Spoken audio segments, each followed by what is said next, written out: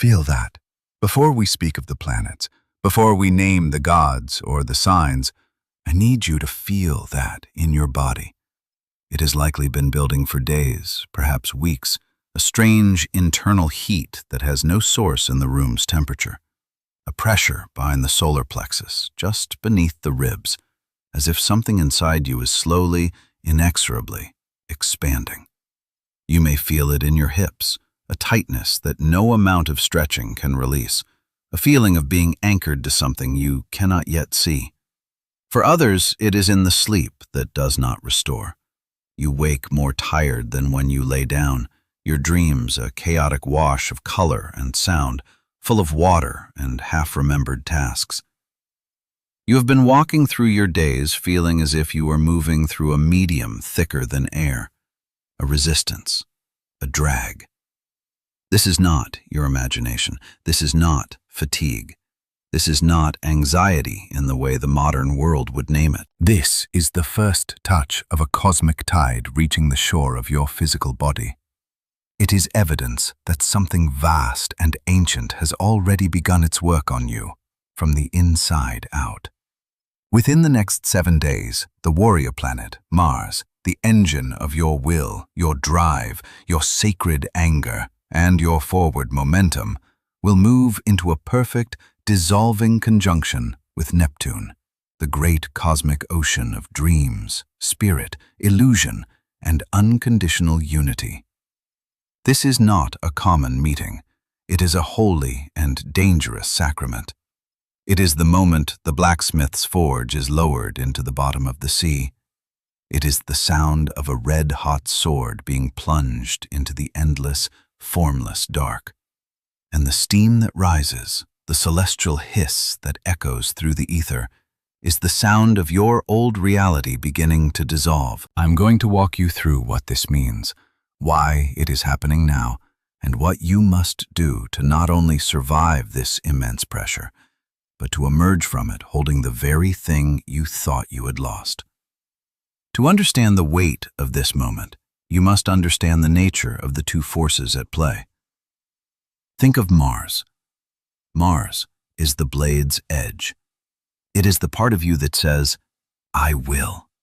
It is the courage to begin, the fire to compete, the anger that draws a boundary to protect what is sacred. Mars is linear. It knows the target, it draws the bow, it releases the arrow. It builds, it severs, it acts. It craves clarity, direction, and victory. For your entire life, you have been taught to sharpen this part of yourself. You have been rewarded for your Martian energy, for your ambition, for your decisiveness, for your ability to push through resistance and make things happen. It is the engine of your survival in a world that demands action. It is the skeleton upon which you have built your identity, your career, your relationships. It is the part of you that makes a plan and executes it. It is the architect and the soldier of your soul. Now, think of Neptune. Neptune is the ocean. It has no edges. It has no direction. It has no single goal. It does not act. It receives. It does not sever. It dissolves. Neptune is the realm of spirit, of faith, of the dream that feels more real than waking life. It is the mist that blurs the sharp lines between you and I, between reality and illusion, between love and grief. It is the cosmic womb from which all things emerge and to which all things return.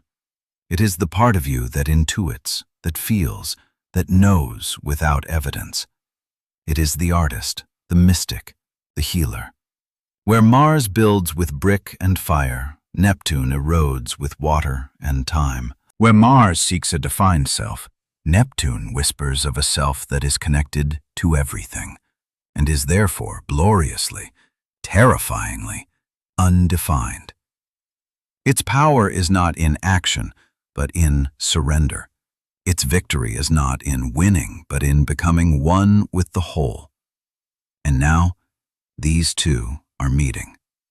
In the sky above you, and therefore in the sacred temple of your body, The god of the defined, fiery will is walking into the boundless, timeless ocean. Mars in Neptune's realm is a soldier without a map, a king without a kingdom, a fire without air to breathe. The conjunction is a forced surrender. It is a divine intervention designed to stop your forward momentum, not to punish you, but to save you from a direction that is no longer true. The universe is asking the most terrifying question of all. Who are you when you cannot fight? Who are you when the plan dissolves in your hands? Who are you when your will is no longer the most powerful force in the room? The heat you are feeling is the friction of your own resistance to this sacred process. The confusion is not a sign that you are lost. It is a sign that you are finally standing at the edge of a new and more authentic territory, a land that your old maps could never have shown you. This is not a breakdown. This is a dissolving of the container that has become too small for the soul it was meant to hold. There is a story, so old its origins are lost to the mists of Akkadian memory. It speaks of a warrior king, renowned for his red-plumed helmet and his unerring spear. He had never known defeat. His will was so strong that city walls were said to tremble as he approached. His kingdom was a monument to order, to straight roads, and to granaries that were always full. But a blight fell over the land. The rivers began to run backward, and the people began to forget their own names. The seers told him that the affliction came not from an external enemy, but from a truth he had buried within himself, a truth that was poisoning the kingdom from its roots. To heal the land, they said, he must undertake a journey not to conquer, but to listen. He was told to travel to the coast and enter the ocean of unknowing, where the goddess Tiamat was said to dream the world into being. He arrived at the shore in his full battle armor, his red spear gleaming. He was ready for a fight, for a monster to slay, for a challenge to overcome. But there was nothing, only the endless gray water and the sound of the waves. He waited for 3 days, shouting challenges into the mist, but only the gulls answered. On the 3rd night, a voice rose from the water. It was not a command, but a whisper. The ocean does not fight, little king. It receives. Your armor cannot protect you here. Your spear cannot pierce me. Your will cannot command the tide. If you wish to enter, you must offer me the one thing you value most, your certainty. The warrior stood for a whole day, paralyzed. To lay down his spear was to lay down his identity. To remove his armor was to become vulnerable, undefined. But the memory of his suffering kingdom pushed him forward. He planted his spear in the sand. He unbuckled his breastplate, piece by piece, letting it fall to the ground. Naked, stripped of everything that had defined him, he walked into the cold, dark water. The moment the ocean closed over his head, he was not drowned, he was held. He did not have to fight to breathe, he was breathed by the water itself. He saw the past, the present, and the future not as a straight road, but as a swirling, interconnected current. And in the silent depths, he finally heard the truth he had buried. It was not a monster. It was a grief he had refused to feel, a love he had been too proud to claim. He emerged from the water not a conqueror, but a holy man. He returned to his kingdom not with a new strategy, but with a new heart, and the land began to heal. You are that warrior, standing at the edge of that ocean. Your armor is your certainty, your routines, your defenses. Your spear is your ambition, your plans, your relentless will to control the outcome. And the universe is whispering to you now, through the exhaustion in your bones and the confusion in your mind. Lay it down, just for a little while. Let me hold you. Let me show you what lies beneath the battle. This Mars-Neptune conjunction is your personal invitation to walk into the ocean of unknowing. It is a portal, open for only a few days, that allows you to dissolve the parts of your identity that were forged in fear, so that what was forged in love can finally emerge, gleaming and true. This energy will not land on everyone in the same way. For 3 specific archetypes, this transit is not a background hum. It is the main event. It is a final exam for the soul. See if you recognize yourself in these descriptions. The sign names matter less than the energetic signature. First, there is the architect. This is the soul who has built a life on structure, on plans, on 5-year goals and 10-year visions. Your world is one of cause and effect, of effort and reward. You find safety in knowing what comes next. You are the master of your own destiny, the builder of your own kingdom. For you, this Mars-Neptune transit feels like a personal betrayal by the universe. It feels like sabotage. Suddenly, the blueprints you have been following are dissolving in your hands. A career path that seemed so certain now feels hollow, meaningless. A financial plan that was perfectly calibrated is now thrown into chaos by unforeseen events. A relationship dynamic that was predictable and stable now feels fluid, uncertain, even illusory. Your Martian will keeps trying to build, to shore up the walls, to fix the foundation. But it is like trying to build a fortress on quicksand. The more you struggle, the faster it sinks. The heat you feel is the burn of frustration. The fatigue you feel is the exhaustion of fighting a tide with a sword. Your greatest challenge, architect, is to understand that this is not destruction. This is a sacred demolition. The universe is not tearing down your life to punish you. It is lovingly and sometimes brutally dismantling a structure that you have outgrown. You were building a house, but your soul now requires a temple with a roof open to the stars. Your task is to lay down the hammer and the blueprint and simply sit in the rubble for a moment. You must trust that the emptiness is not an absence, but a clearing. You must have the courage to not know what comes next. Your power in this transit is not in building, but in allowing. Second, there is the vessel. This is the soul who feels everything. You are the empath, the intuitive, the healer. Your energetic boundaries are naturally permeable. You walk into a room and you don't just see the mood, you absorb it. You feel the unspoken grief of your loved ones, the collective anxiety of the world, the low hum of planetary pain. For you, this Mars-Neptune transit is an overwhelming flood. With Neptune, the planet of unity and dissolution, so powerfully activated, the veils between worlds and between people are thinner than ever, and your sensitive system is picking it all up. You are feeling not just your own confusion, but everyone's. Your dreams are not just your own. They are a psychic soup of collective hopes and fears. Your challenge is not a loss of structure, but a loss of self.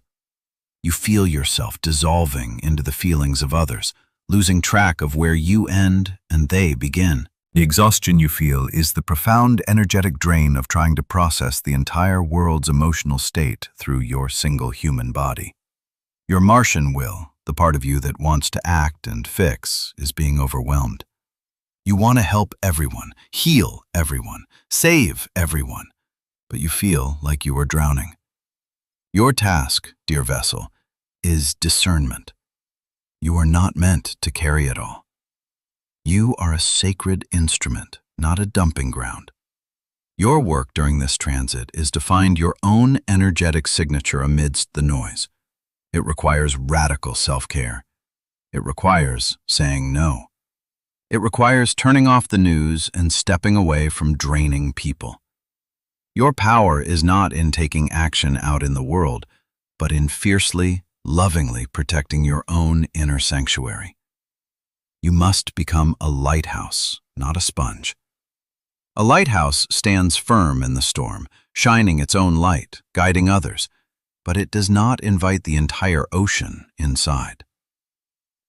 Third, there is the anchor. This is the soul whose strength lies in stability, in loyalty, in holding the line.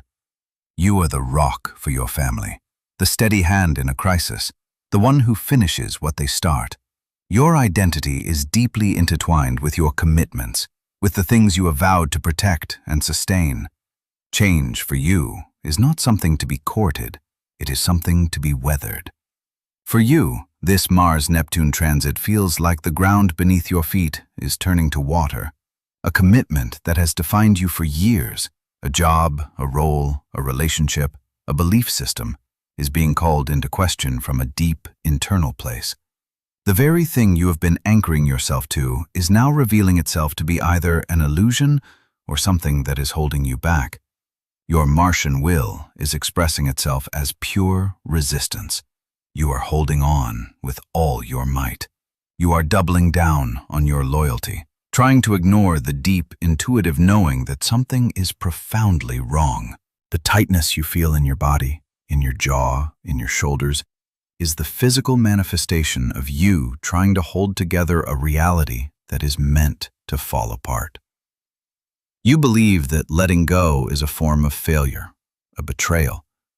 You think your strength is in holding on. But the universe is trying to show you that true strength, right now, lies in the courage to release. Your task, anchor, is to question your own loyalty.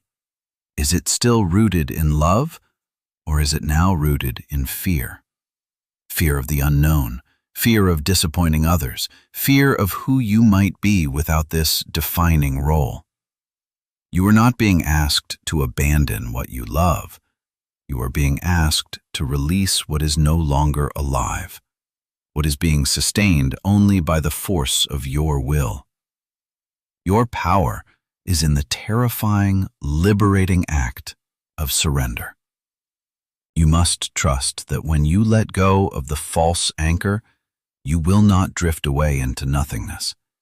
You will discover that you were the ship all along, and you are finally free to sail. Regardless of which archetype you resonate with most, the core medicine is the same: surrender of the will to a higher intelligence. This is the great reversal statement of this transit. You think you are losing control. You are not. You are being relieved of the burden of a control you never really had. You think you are losing your direction. You are not. You are losing a compass that was pointing you towards someone else's true north. You feel weak, foggy, and unproductive. You see this as a problem to be solved. It is not.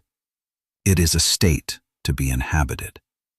The weakness is an invitation to receive strength from a source deeper than your own ego. The fog is a divine mist, hiding the path forward from your rational mind so that your intuitive heart can finally lead the way. The lack of productivity is a sacred pause, a fallow period where the soil of your soul is being enriched for a harvest you cannot yet imagine. And beneath all of this, beneath the confusion and the dissolving plans, there is the unnamed truth. You know what it is. It is the real reason this transit feels so potent and so personal. It is the decision you have been avoiding, the conversation you have been rehearsing in your mind but never speaking aloud, the feeling you have been suppressing for months or years with busy work and distraction. It is the quiet, persistent whisper in the back of your soul that says, "This is not it. This job is not it. This relationship in its current form is not it. This way of living, of holding yourself, of performing for others is not it." This Mars-Neptune conjunction is not creating this truth. It is simply dissolving all the noise, all the defenses, all the rationalizations you have built around it, so that this truth is now the only thing left standing, or rather, the only thing left floating in the quiet, honest water. Now we must become very intimate. I need you to breathe with me for a moment. Inhale deeply. And as you exhale, I want you to allow yourself to feel the raw weight of that unnamed truth. Just for a second. Do not analyze it. Do not judge it. Do not start planning how to fix it. Just feel it. Feel the grief of it. Feel the terror of it. Feel the quiet, shocking relief of it. This transit is forcing a confrontation, not with another person, not with your boss or your partner or your family. The confrontation is between the you that you have been performing and the you that is waiting to be born. The warrior and the mystic inside of you are meeting at last, and they are asking for integration. The part of you that acts is being asked to listen to the part of you that dreams. The part of you that builds is being asked to honor the part of you that dissolves. What is the one lie you have been telling yourself? The lie that you are happy when you are not. The lie that you are fine when you are breaking. The lie that you don't need help. The lie that you have it all under control. The lie that a practical compromise is the same as a joyful life. Mars conjunct Neptune is a truth serum for the soul. The illusions, both the beautiful and the painful ones we cling to, can no longer hold their shape in this energy. They become transparent. You can suddenly see right through them, to the empty space behind them. And it is scary. But that empty space is not a void. It is a canvas. It is the holy silence upon which a new prayer can be written. It is the space required for grace to enter. Your will, your fierce Martian energy, is not being destroyed. It is being purified. It is being washed clean of ego, of fear, of past conditioning. The sword is not being broken. It is being tempered in the sacred waters, so that when you pick it up again, it will no longer be a weapon of defense, but an instrument of devotion, ready to carve out a life that is in perfect alignment with the deepest truths of your soul. To work with this energy consciously is to become a co-creator with the cosmos, rather than a victim of it. This requires more than passive understanding. It requires a ritual, a physical act to anchor the spiritual process. This is a 3-day practice, beginning the day you hear this. It is simple, but it is not easy. It requires your presence and your courage. On the first day, the day of acknowledgement, you will need a piece of paper and a pen. Find a time when you will not be disturbed. Sit quietly and connect to your breath. I want you to ask yourself, what am I trying to control that is asking to be surrendered? What structure is asking to dissolve? And then you will write. Do not edit. Do not censor. Write down the plan that is failing. Write down the identity that feels hollow. Write down the relationship dynamic that is draining you. Write down the belief about yourself that is keeping you small. Fill the page with everything your Martian will has been trying to force, to fix, to hold together. Let the page hold the weight of your struggle. Be brutally, beautifully honest. When you are finished, fold the paper and hold it to your heart. Say aloud, I see this. I acknowledge this struggle. I honor the part of me that fought so hard. Place this paper somewhere safe for the night. This is your offering of truth. On the second day, the day of surrender, you will take this piece of paper and you will need a bowl of water. Salt the water as if you are creating a small ocean. This is the crucial moment. This is the warrior letting go of the spear. Hold the paper in your hands one last time. Feel the energy of all that striving, all that control, and then, with a deep breath of release, you will place the paper in the water. And you will watch. You will watch as the ink begins to bleed. You will watch as the sharp edges of the paper soften and begin to curl. You will watch as the very fibers of the paper begin to separate. Your only job is to witness this dissolution without trying to fix it. Stay with it. If grief arises, let it. If fear arises, let it. You are watching a symbol of your old reality dissolve. This is a holy rite. It is Neptune receiving your offering. Allow the paper to soak for at least a few hours, or overnight if you can. Let it become completely formless. On the third day, the day of emergence, you will return to your bowl of water. The paper will now be a soft, formless pulp. There are no words left. There are no sharp edges. There is only raw potential. Gently, you will lift this pulp from the water. Do not try to reshape it, and you will take it outside. You will find a place on the earth, a garden, a park, the base of a tree. You will dig a small hole with your hands. You will place this pulp, this remnant of your surrendered will, into the earth. As you cover it, you will say, "From this surrender, may something new and true grow. I offer this ending to the earth, in faith of a new beginning. I am ready." You are not burying a death, you are planting a seed of a new way of being, a seed fertilized by the courage of your own surrender. You have taken the fire of Mars, the written intention, dissolved it in the water of Neptune, the sacred surrender, and grounded it in the body of the earth, the new beginning. You have completed the alchemical process. You did not find this message by accident. You were not scrolling randomly. Something in you, the part that already knows, the part that felt the tide coming in long before the astrologers named it, called this transmission to you. Your presence here, your willingness to listen to this difficult truth, is the first and most important sign that you are ready. You are not behind. You are not failing. You are precisely where you need to be, standing at a sacred threshold. The courage was not in ignoring the fog, but in walking into it, seeking to understand its purpose. The strength was not in resisting the wave, but in learning to float. This process is tender. It is the rawness of a snake shedding its skin, of a butterfly emerging from the chrysalis. Be gentle with yourself. Rest more than you think you need to. Drink water. Listen to music that dissolves you. Allow for tears. Allow for moments of doing nothing at all. This is not laziness. This is integration. You are rebuilding your nervous system, your energetic body, to hold a much higher, more authentic frequency. The warrior is learning to dream. The dreamer is learning to trust.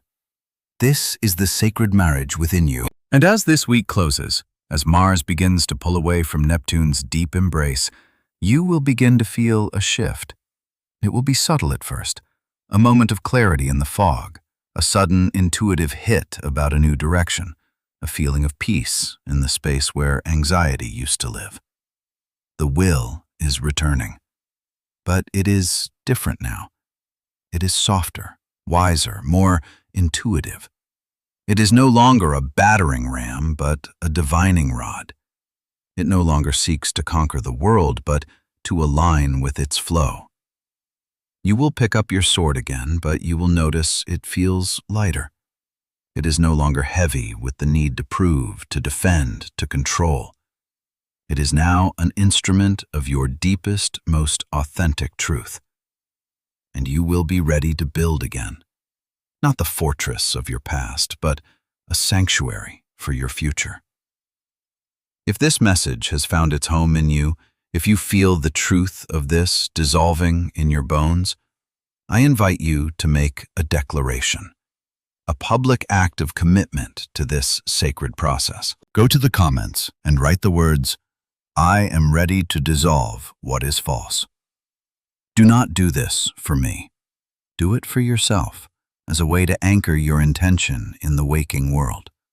And know that your words will be a lighthouse for someone else. Someone scrolling in the dark, feeling lost and confused, will see your declaration of courage, and they will feel less alone. They will find their own strength in yours. The hours spent in study of these ancient cycles, in listening to the whispers of the planets, are all so that the course could be made clear for you at the exact moment of your need. If you wish to continue walking this path together, to continue receiving these transmissions when they are most needed, then subscribe and activate the bell so you do not miss the turning of the next great celestial tide. I am here to remind you of the wisdom that already lives within you. Walk gently through this mist. You are not lost. You are finally on your way home.